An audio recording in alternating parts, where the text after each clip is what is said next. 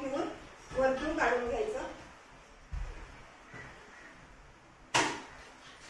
आणि हा वर्तुळ केंद्र आणि ह्या वर्तुळावरती कोणताही एक बिंदू घ्यायचा, कोणताही एक बिंदू घ्यायचा आणि ह्या वर्तुळ केंद्र आणि वर्तुळावरील कोणताही एक बिंदू जोडायचा।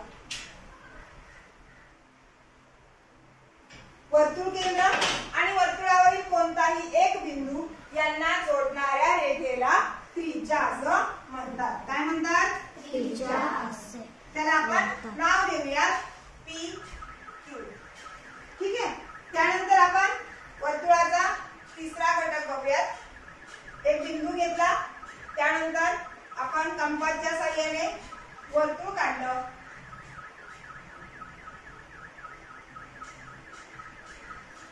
ठीक आहे, त्यानंतर वर्तुळावरचे कोणतेही दोन बिंदू घ्यायचे, वर्तुळावरचे कोणतेही दोन बिंदू घ्यायचे आणि ते जोडायचे।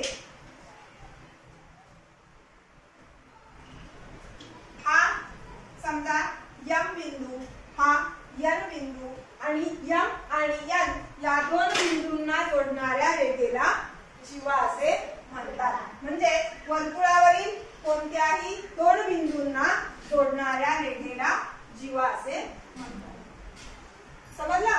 यानंतर आपण वर्तुळाचा चौथा घटक बघणार आहोत।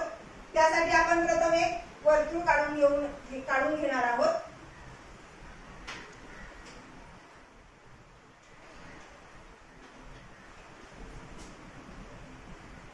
ठीक आहे,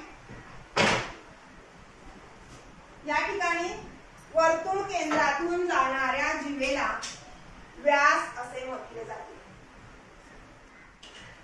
हे वर्तुळ केंद्र आहे, या वर्तुळ केंद्रातून जाणाऱ्या जीवेला व्यास असे म्हटले जाते।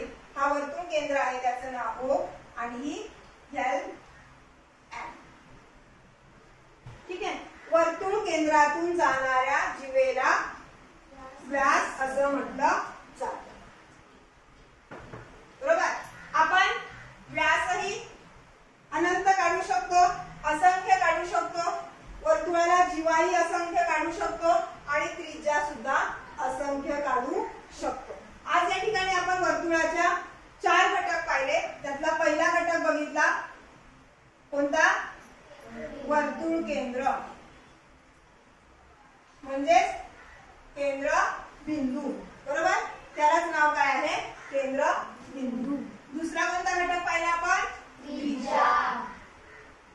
तिसरा घटक कोणता पाहिला? जीवा। चौथा घटक कोणता पाहिला आपण? व्यास। बरोबर, समजलं का तुम्हाला? हो। वर्तुळ केंद्र, त्रिज्या, जीवा, व्यास। बरोबर? हे सगळे चारही घटक आपण एकाच वर्तुळातही काढू शकतो। जमतील तुम्हाला काढायला? काढून आणू शकता? नक्की? उद्या येताना काढून